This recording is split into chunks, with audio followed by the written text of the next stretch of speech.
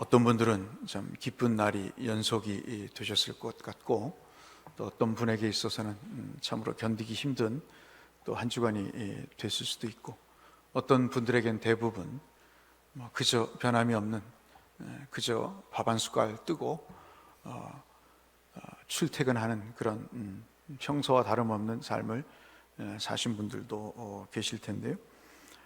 참 삶이 쉽지 않고 힘든 것은 내 마음대로 되지 않기 때문에 참 어렵고 힘든 것 같습니다.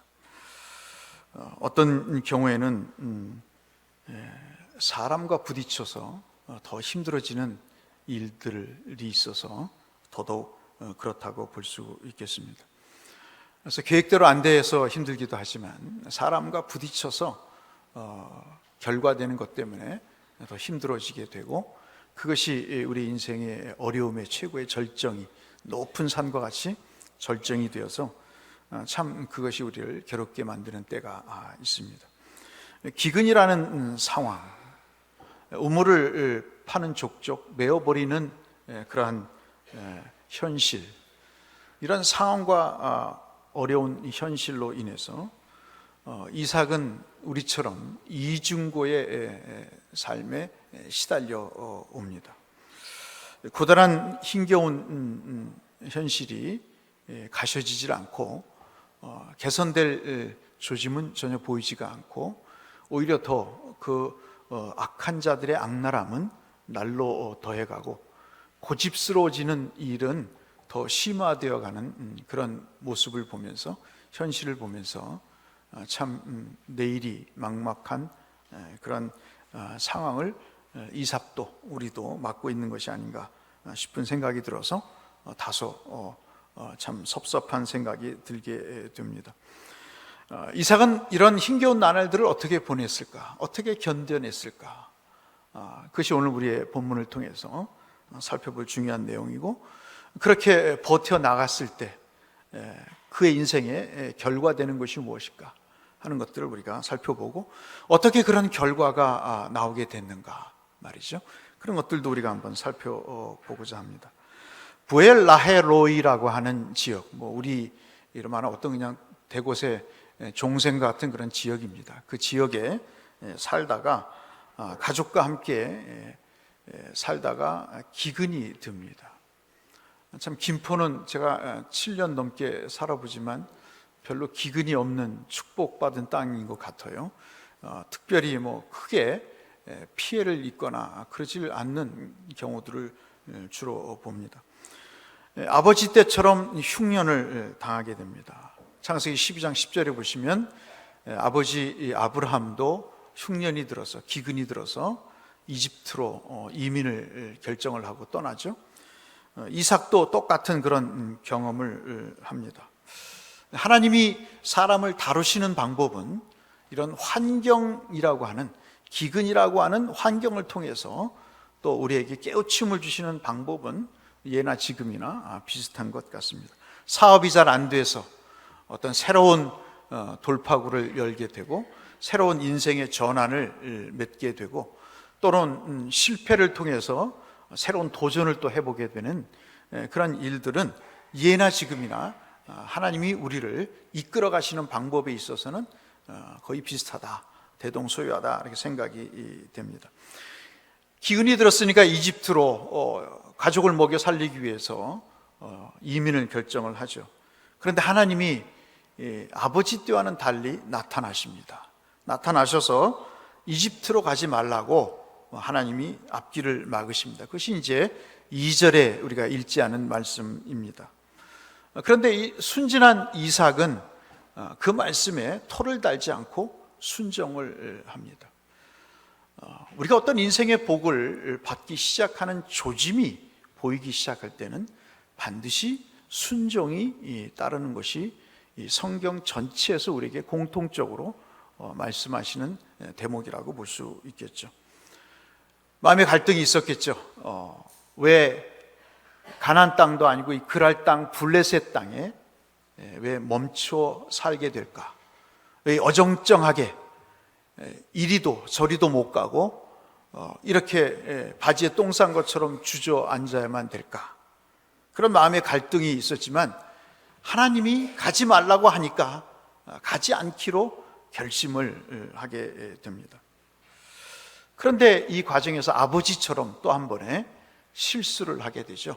아내를 자기의 누이라고 속이게 되면서 그랄 땅 블레셋의 왕 아비멜렉의 살해 위협에 못 이겨서 그렇게 거짓말을 하게 됩니다.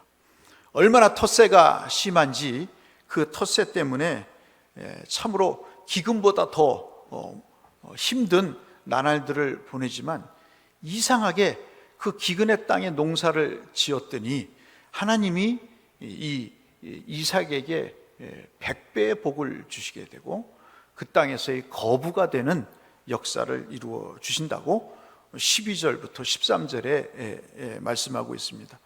참으로 자기의 고향 땅도 아닌 객지에서, 그것도 약속한 땅도 아닌 그 땅에서 그 기근의 상황 가운데, 그리고 텃세가 있고 그리고 죽음의 공포가 있는 땅에서 정착하며 할 수 없이 살게 됐는데 부자가 되는 그런 꿈 같은 현실이 상황과 전혀 다르게 전개가 되게 되는 것을 이삭이 경험하게 됩니다.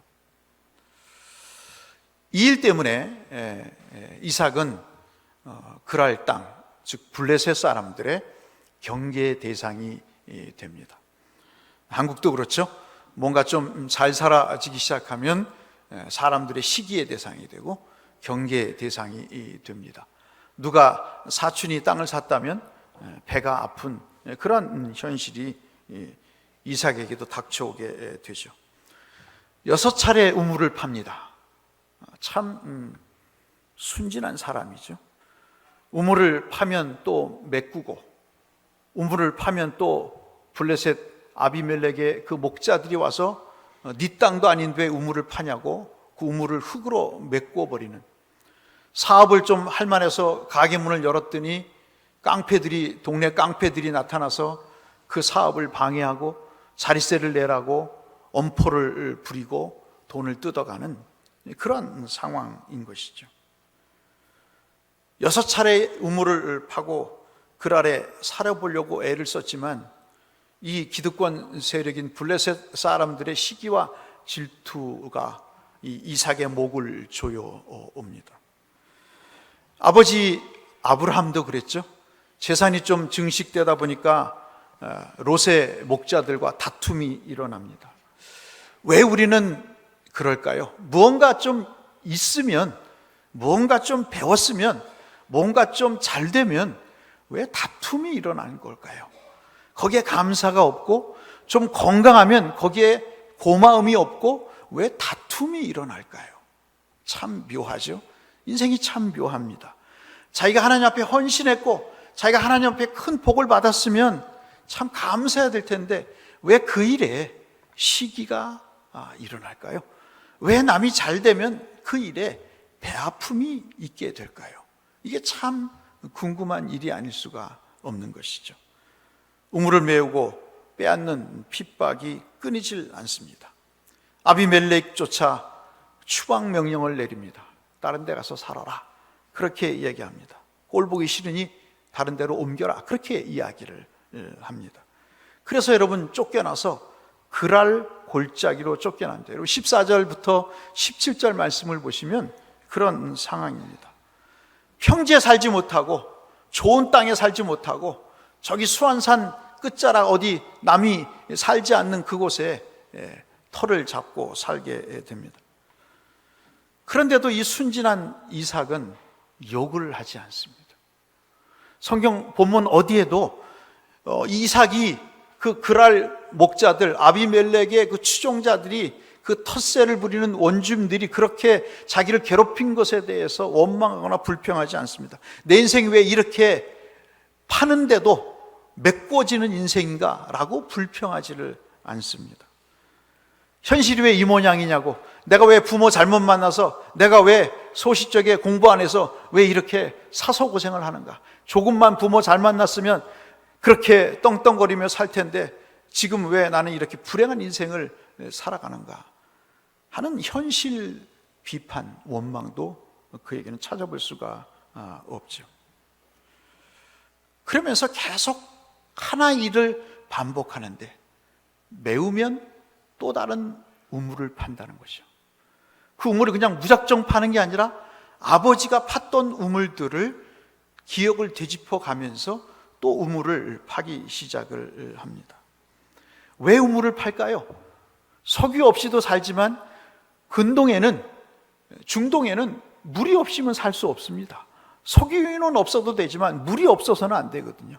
유목민인 입장에서 이 물은 생명과도 같은 상황이기 때문에 가장 큰 재산이기 때문에 우물을 안 팔 수가 없는 것이죠. 18절에 그 아버지가 했던 일을 똑같이 합니다. 자식은 부모를 배우죠. 부모가 기도하면 기도합니다.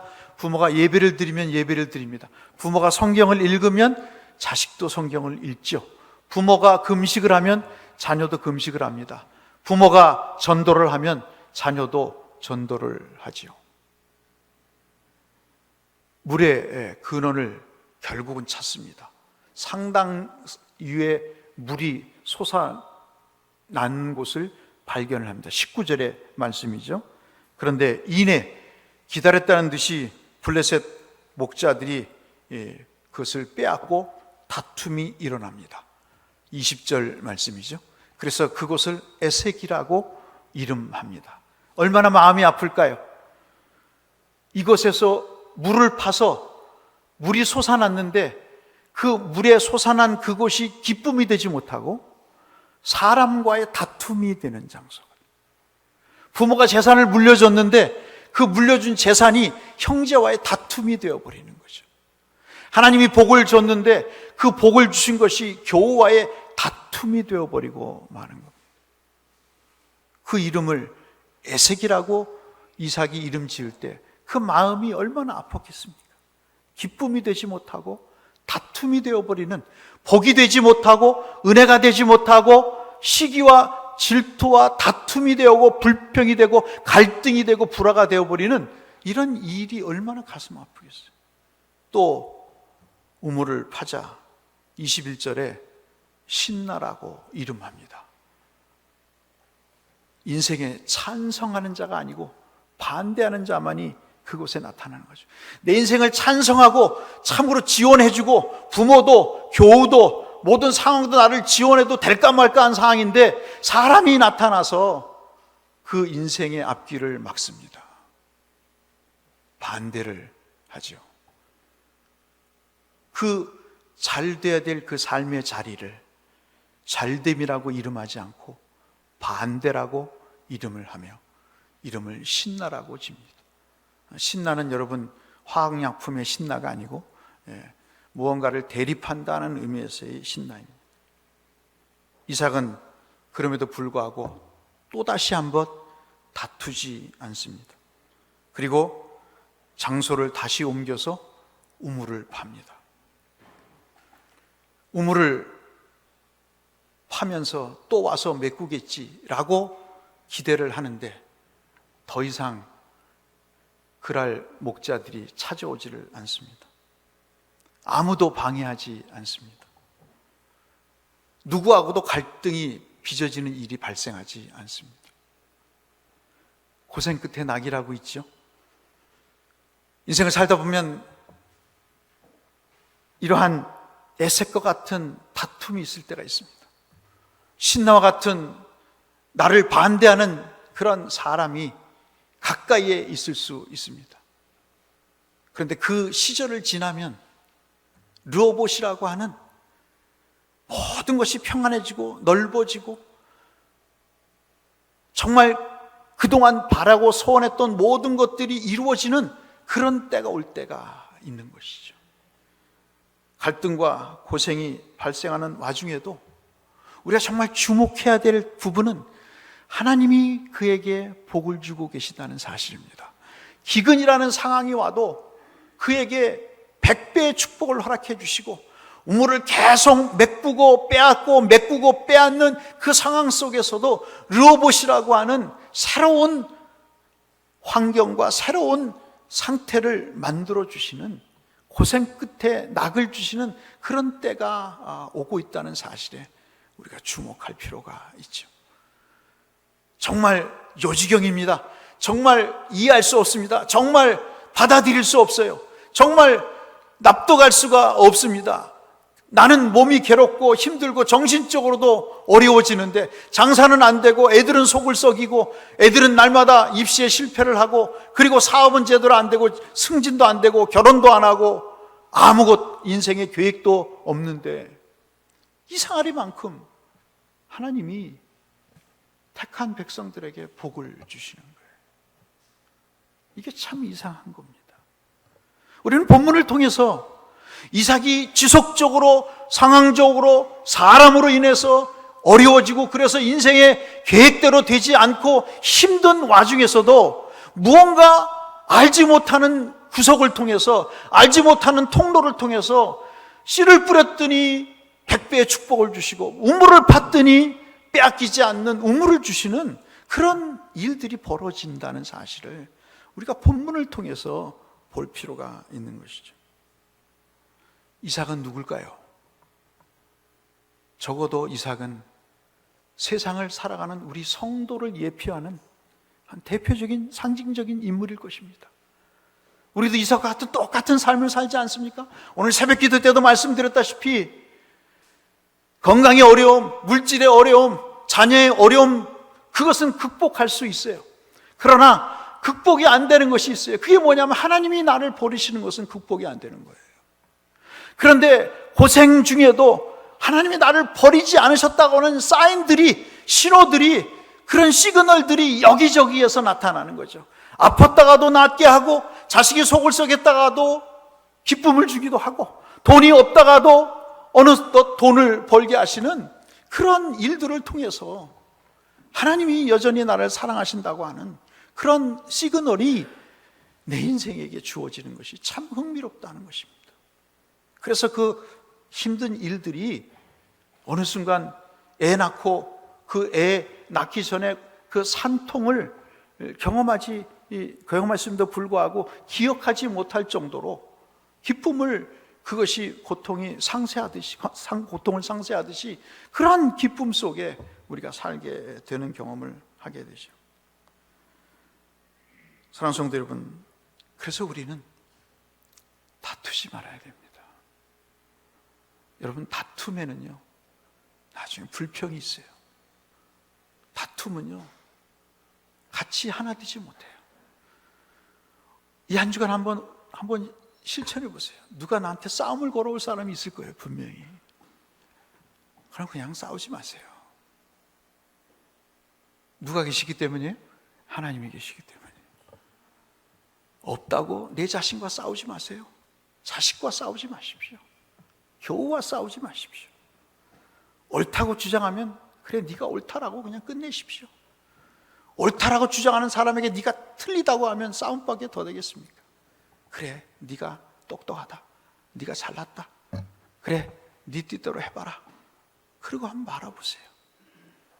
여러분, 이게 제 말씀이 아니고요, 시편 37편 말씀에 이런 말씀이 있어요. 악을 행하는 자들 때문에 불평하지 말라 그래요. 악을 행하는데 어떻게 불평 안 할 수가 있어요? 악을 행하는데 어떻게 앉아서 볼 수가 있어요? 좌시할 수가 있습니까? 자식이 잘못되는데 어떻게 좌시할 수 있어요? 성도가 믿음으로 살지 않는데 어떻게 목사가 좌시할 수 있어요? 어떻게 믿음 없는데 믿음이 있는 것처럼 삶을 사는 것에 대해서 권면하지 않을 수가 있어요? 나라가 엉망이 되어가는데 어떻게 앉아서 보고만 있을 수 있어요?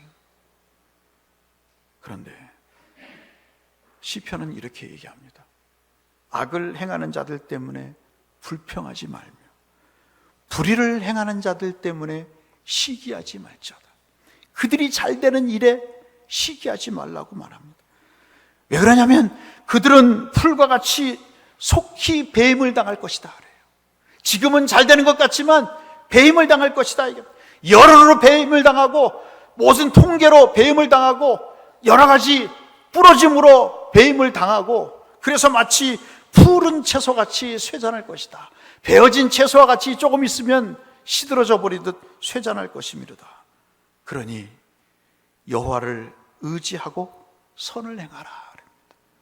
시기하는 대신, 불평하는 대신 그 앞에서 선을 행하보라. 너는 믿는 사람 아니냐 이거. 너는 똑같이 악을 행하는 자가 아니라 너는 하나님을 믿는 사람 아니니, 그러니까 그들과 다투거나 그들처럼 시기하지 말고 불화하지 말고 갈등을 일으키지 말고 다툼하지 말고 반대하지 말고 그들 앞에서 선을 행하봐라. 선을 행하봐라.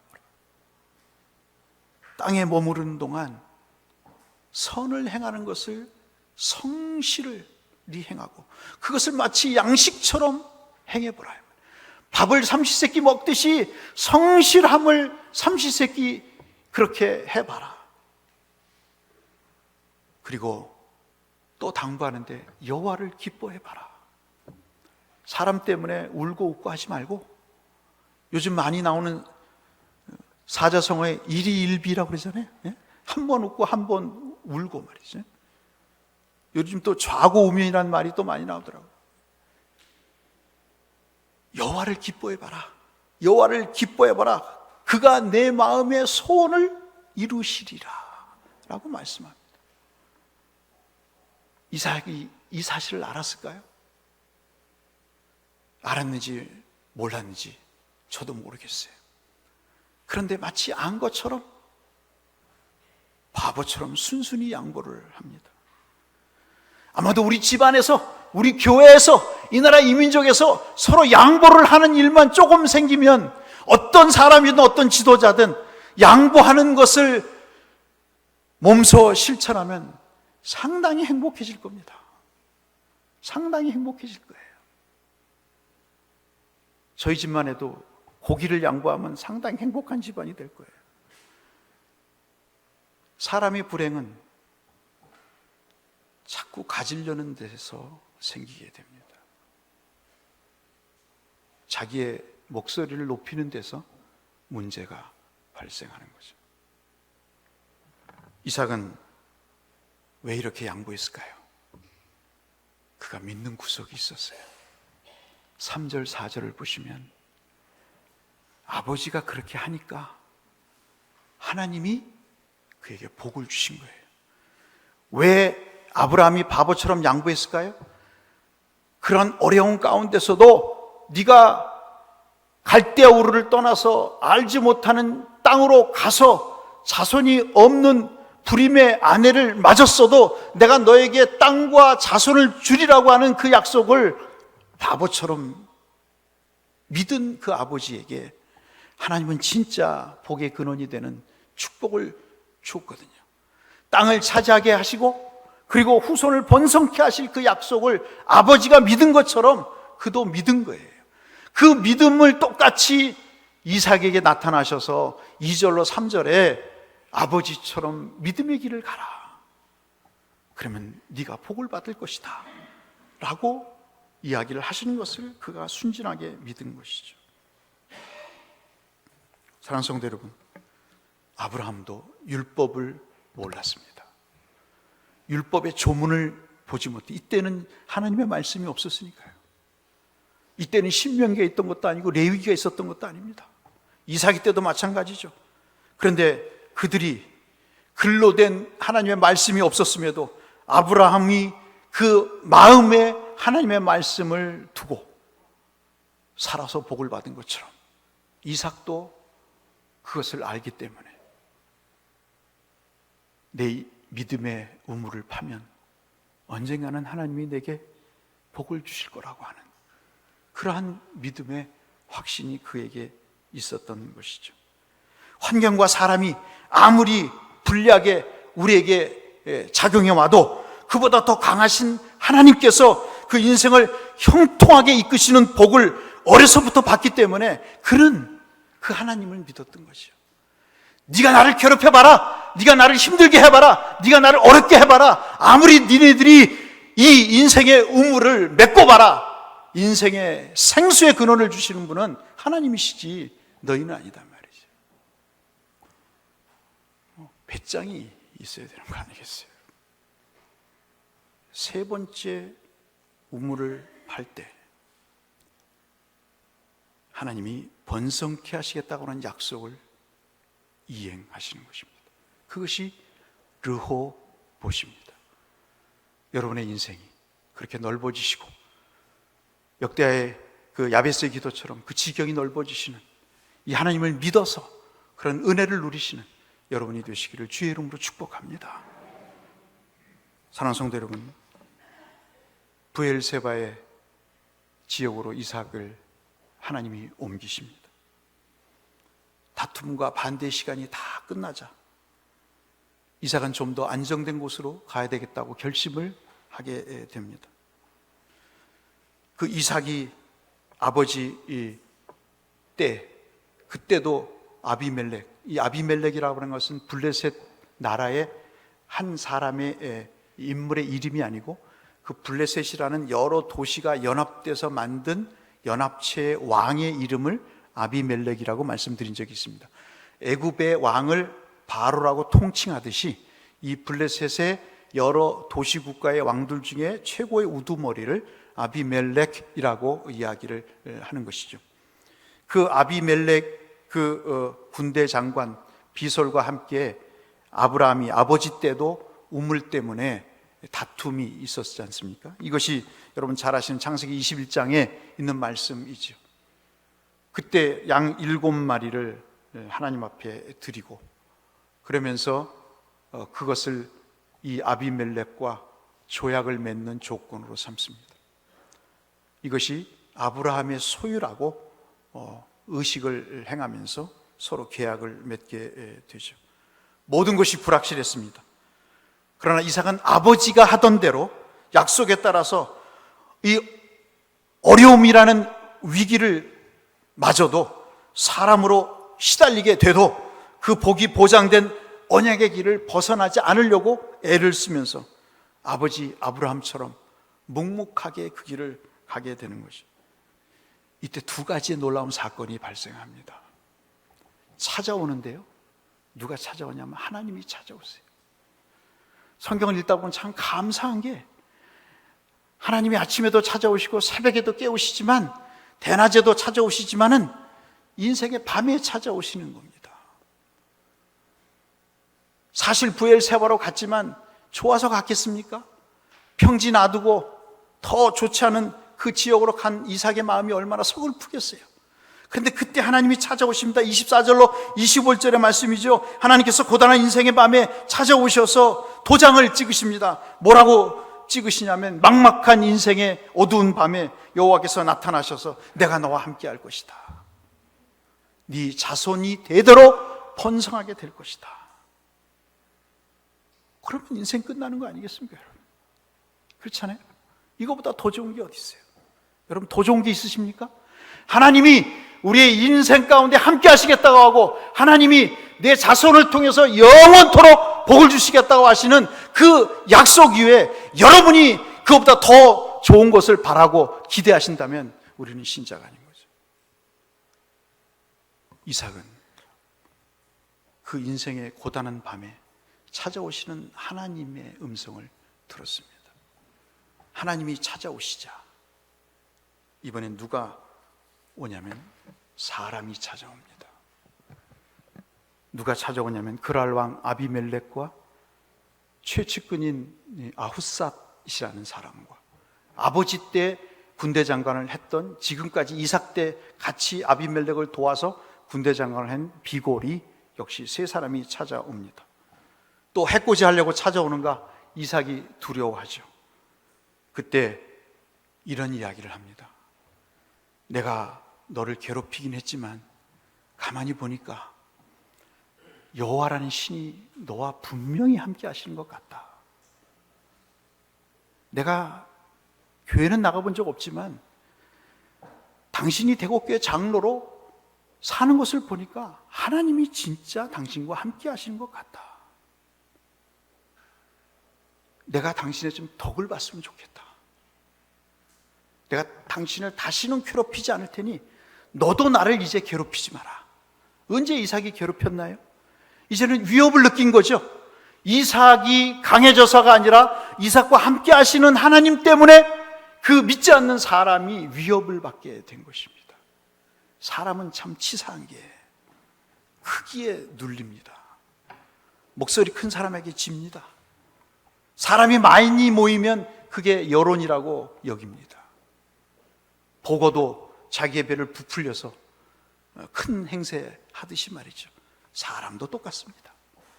크게 느껴질 때는 두려우게 되는 것이죠. 그러면서 이야기합니다.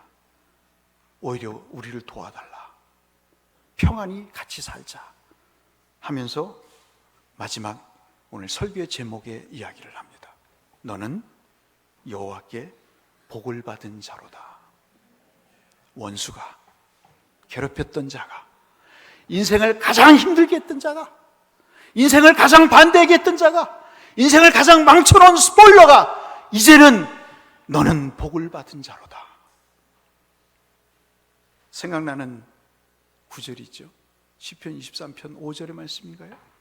여호와께서 내게 원수의 목전에서 상을 베푸시고 기름을 부어 내 머리에 부으시니 내 인생의 잔이 넘치나이다.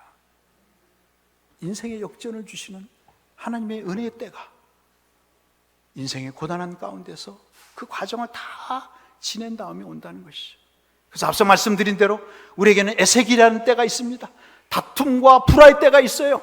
신나의 때가 있습니다. 내 인생을 반대하고 가로막는 때가 있어요. 그러나 그때를 다 지나면 하나님이 언젠가 나도 모르는 사이에 르호봇이라고 하는 평안함을 주시는 때가 오게 된다는 것이죠. 누구 때문에? 하나님의 권능의 손 때문에, 하나님의 약속 때문에, 하나님의 변함없는 신실함 때문에 우리가 그 은혜를 누리고 산다는 거죠. 그래서 모세는 오늘 우리가 출애굽기 33장에 읽은 대로 주여 우리 인생에게 은총을 베푸소서, 우리 인생에게 은총을 베푸소서, 우리를 진멸하지 마소서, 우리에게 영광을 나타내 보이소서, 우리에게 하나님의 약속을 보이소서, 그렇게 부르셨던 것이었습니다.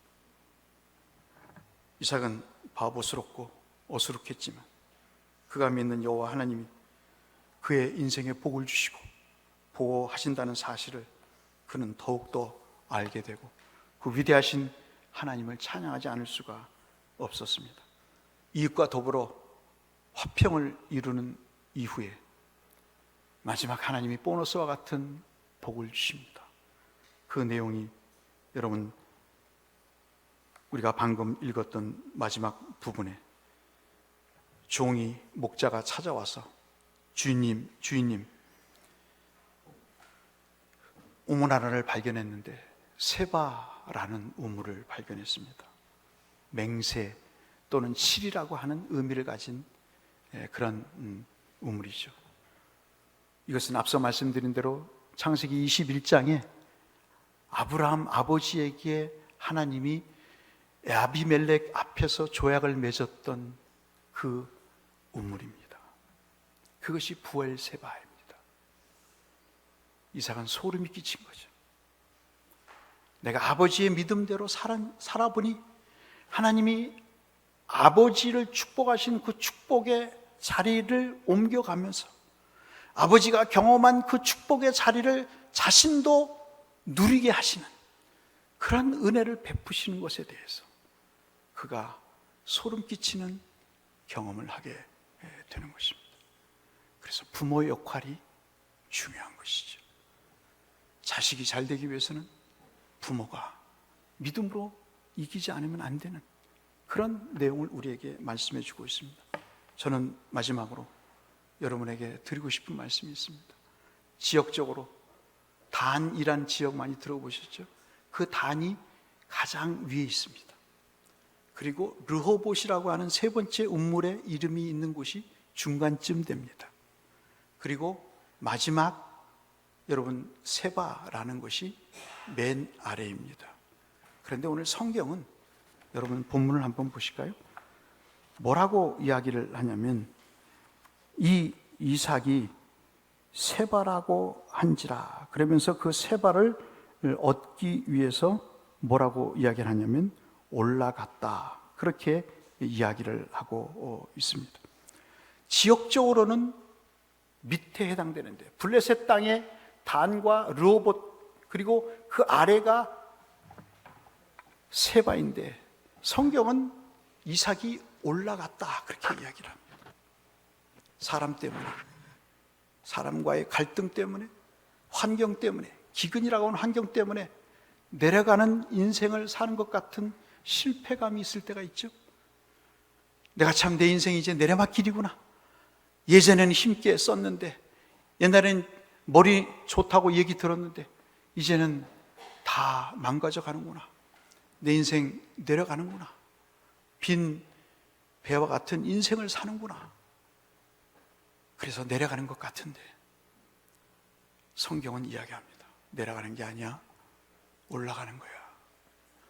지역적으로는 분명히 내려가는, 단에서, 르호봇에서 부엘세바로 내려가는 그런 상황인데 왜 올라간다고 이야기하는가? 그랄 목자를 피해서 올라갔다고 이야기할 때 그 올라감이라고 하는 것은 지역적으로의 올라감도 의미가 있지만 하나님이 그 인생을 새롭게 바꿔가시는, 이제는 실패하고 좌절하고 주저앉는 인생이 아니라 세워가시는 인생으로 바꿔가시는 내용들을 이렇게 말씀하고 있는 것이죠.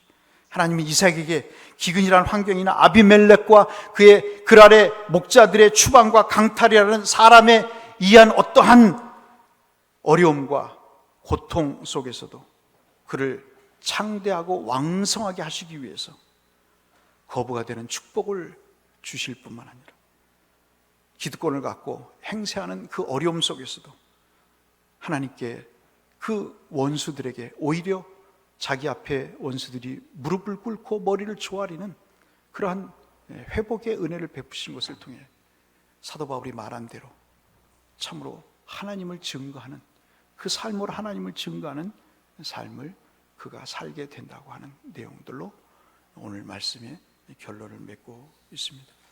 우리는 사도 바울의 말대로 그리스도의 향기죠. 그리스도의 편지입니다. 우리가 어떻게 사느냐에 따라 하나님의 영광이 드러날 수 있고, 우리가 어떻게 사느냐에 따라 자녀가 복을 받을 수 있고 없고가 결정이 나는 것이죠. 우리 교회가 부흥하는 일은 이렇게 이삭과 같이 하나님의 믿음의 길을 갈 때 여호와께서 너를 복 주실 것이다, 노아가 너와 함께함을 내가 분명히 보았다고 하는, 원수조차도 머리를 조아리는, 그도 예수를 믿고 그도 하나님을 경배하는 사람으로 산다는 사실을 우리가 기억하시면서 이 한 주간 다툼이 아닌 선한 일을, 성실을 우리가 삶으로 적용하심으로 이 하나님의 영광을 드러내셔서 그리스도의 빛된 삶을 살아가시는 우리 모두가 되시기를 주의 이름으로 축원합니다.